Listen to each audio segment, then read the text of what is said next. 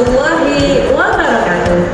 Hai anak-anakku sekalian, pada video pembelajaran kali ini kita akan membahas tentang teori belajar yang sangat berpengaruh di dunia pendidikan, yakni teori belajar behavioristik.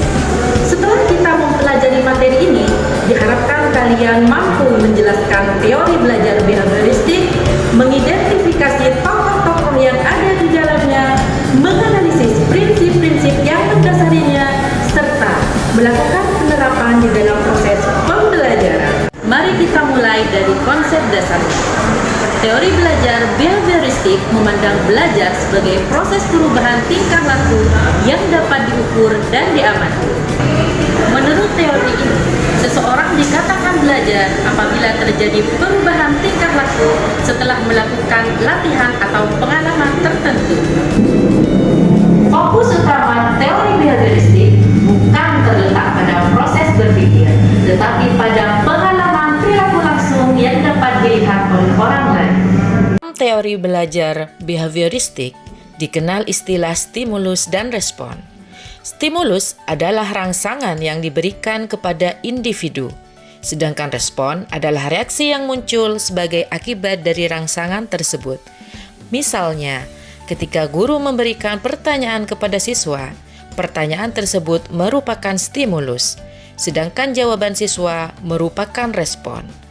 Apabila respon yang diberikan sesuai dengan harapan, maka guru dapat memberikan penguatan agar perilaku tersebut semakin kuat dan berulang.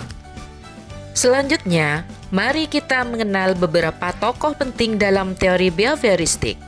Tokoh pertama adalah Ivan Pavlov yang terkenal melalui eksperimen anjingnya. Pavlov menemukan bahwa perilaku dapat dibentuk melalui proses pembiasaan yang disebut classical conditioning. Tokoh berikutnya adalah John B. Watson yang menegaskan bahwa perilaku manusia dapat dipelajari dan dibentuk melalui pengaruh lingkungan. Kemudian ada B.F. Skinner yang mengembangkan konsep operant conditioning, yakni pembentukan perilaku melalui pemberian penguatan atau konsekuensi tertentu. Selain itu, terdapat Albert Bandura yang menegaskan bahwa seseorang dapat belajar melalui pengamatan terhadap perilaku orang lain. Setelah mengenal tokohnya, kita perlu memahami prinsip-prinsip utama teori behavioristik. Pertama, belajar terjadi melalui hubungan antara stimulus dan respon. Kedua, penguatan atau reinforcement memiliki peran penting dalam membentuk perilaku. Penguatan positif dapat berupa pujian, penghargaan, atau nilai yang baik. Ketiga, latihan dan pengulangan diperlukan agar perilaku yang diharapkan menjadi kebiasaan. Keempat, perilaku belajar memiliki pengaruh besar terhadap keberhasilan proses belajar peserta didik.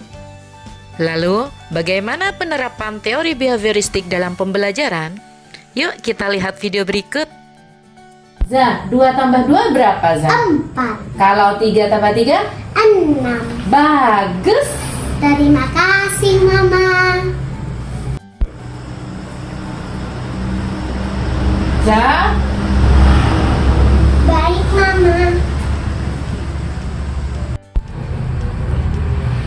Za, kalau mau makan, baca basmalah ya. Bismillahirrahmanirrahim.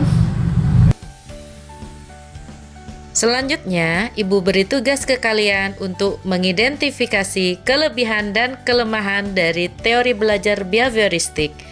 Kumpulkan minggu depan ya di kelas. Sampai di sini video pembelajaran kita kali ini.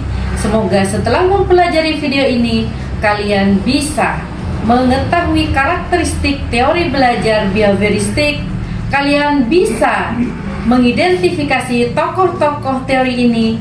Kalian mampu memahami prinsip-prinsip teori dan dapat mengaplikasikan dalam pembelajaran sehari-hari.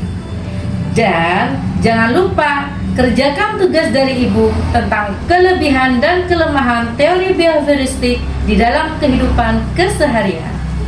Cukup sampai di sini penjelasan dari Ibu. Wallahul muwaffiq ila aqwamit thoriq. Assalamualaikum warahmatullahi wabarakatuh.